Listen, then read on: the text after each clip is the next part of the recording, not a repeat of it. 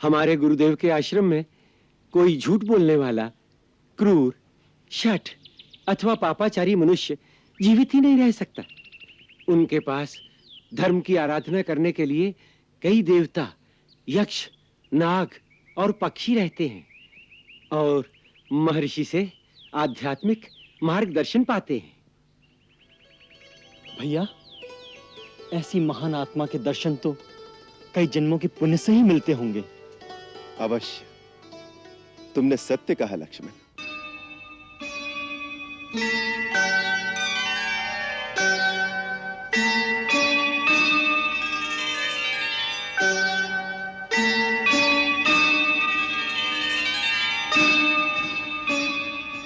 अवश्य, गुरुदेव ने मुझे आपको ले आने की आज्ञा दी है।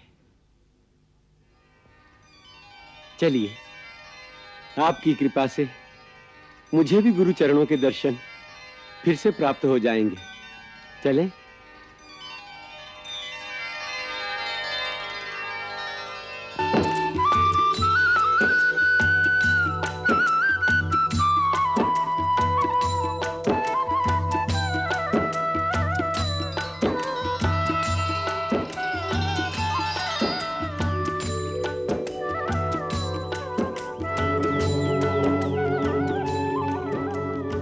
प्रभु, यही गुरुदेव का आश्रम है।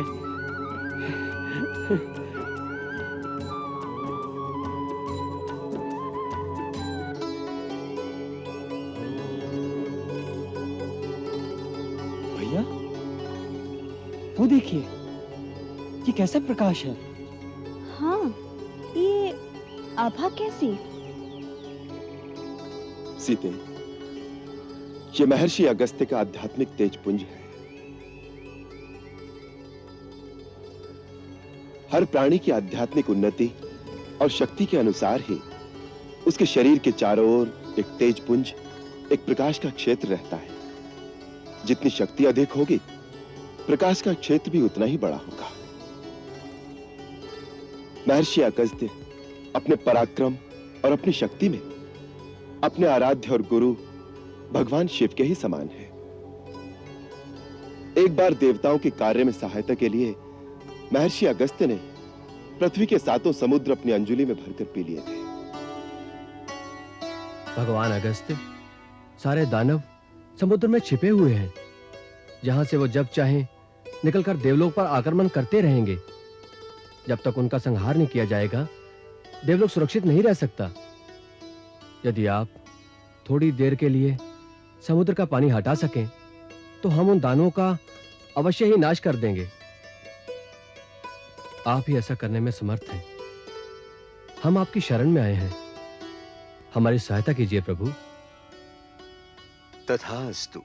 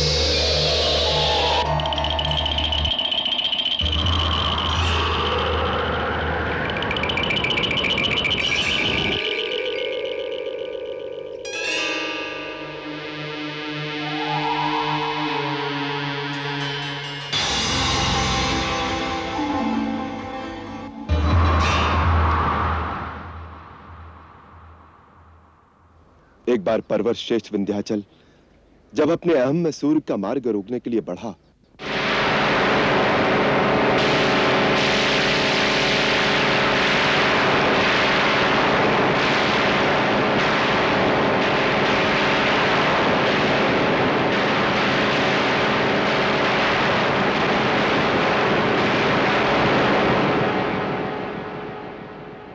तो महर्षि अगस्त्य ने अपने चरणों से उसे दबाकर उसकी उद्दंडता को वहीं रोक दिया था।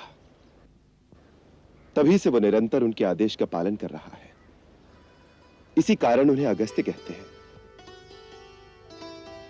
अगम पर्वतम स्तंभयति इति अगस्त्य। जो अग अर्थात पर्वत को स्तंभित कर दे वही अगस्त्य है। अच्छा, हाँ, एक बार भगवान शिव का विवाह देखने के लिए जब सारी शक्तियां और समस्त जीव राशियां उत्तर में चली गईं, तो कहते हैं भूमि का संतुलन डोल गया। तब भगवान शिव के कहने से महर्षि अगस्त्य विंध्याचल पार करके दक्षिण में आए, तो अकेले उनकी शक्तियों के प्रभाव से भूमि का संतुलन फिर से ठीक हो गया। इसीलिए कहा जाता है कि यदि उत्तरी भाग का समस्त आध्यात्म बल और ज्ञान एक पलड़े में रखा जाए तथा दूसरे पलड़े में अकेले महर्षि अगस्त्य बैठ जाए, तो दक्षिण का पलड़ा भारी होगा। स्वयं भगवान शिव ने महामुनि अगस्त्य को परम सुंदर तमिल भाषा की शिक्षा दी।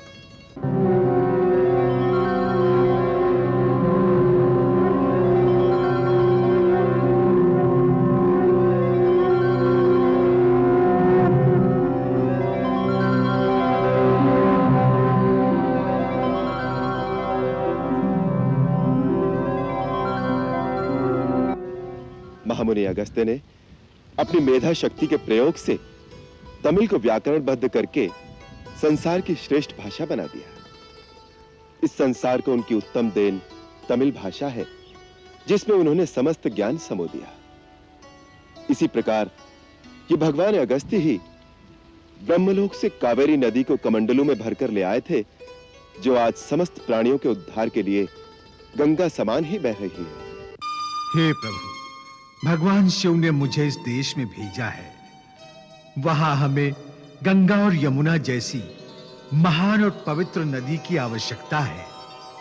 आप सदा अपने भक्तों पर अनुग्रह करते हैं, इसीलिए हमारी प्रार्थना स्वीकार करें। तथास्तु महात्मा अगस्त।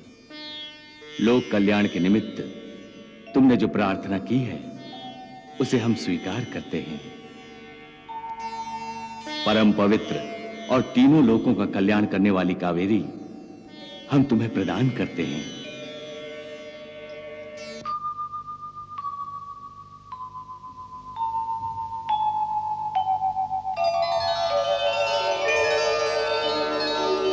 प्रणाम पितामह, क्या आज्ञा है? कावेरी पुत्री, हम तुम्हें महर्षि अगस्त को प्रदान करते हैं।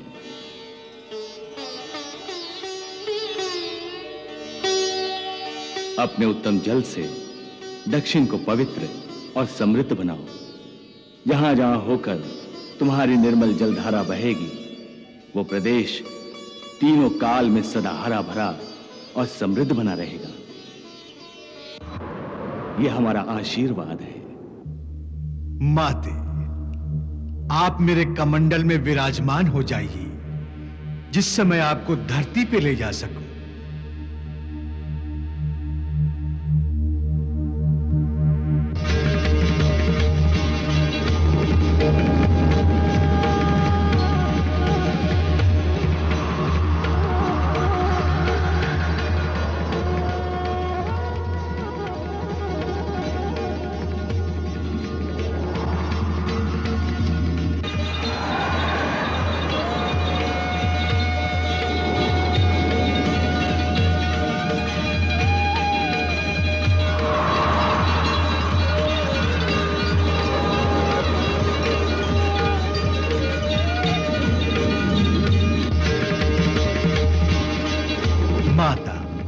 यहाँ के समस्त प्राणी, जलचर, नभचर, भूचर, समस्त जीव सर्वदा आपकी पूजा करेंगे और किसी भी भेदभाव के बिना उन सबको आपका आशीर्वाद प्राप्त हो।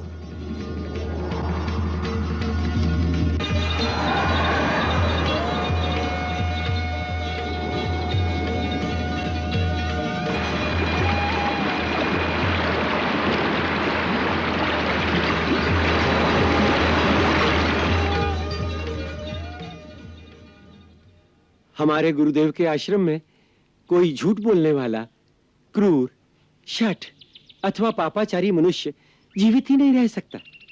उनके पास धर्म की आराधना करने के लिए कई देवता, यक्ष, नाग और पक्षी रहते हैं और महर्षि से आध्यात्मिक मार्गदर्शन पाते हैं। भैया, ऐसी महान आत्मा के दर्शन तो कई जन्मों के पुण्य से ही मिलते होंगे। अवश्य, तुमने सत्य कहा लक्ष्मण। सुतीक्ष्ण जी, गुरुवर के श्री चरणों में निवेदन करने की कृपा करें कि हम तीनों उनके दर्शनों की आज्ञा चाहते हैं। अवश्य।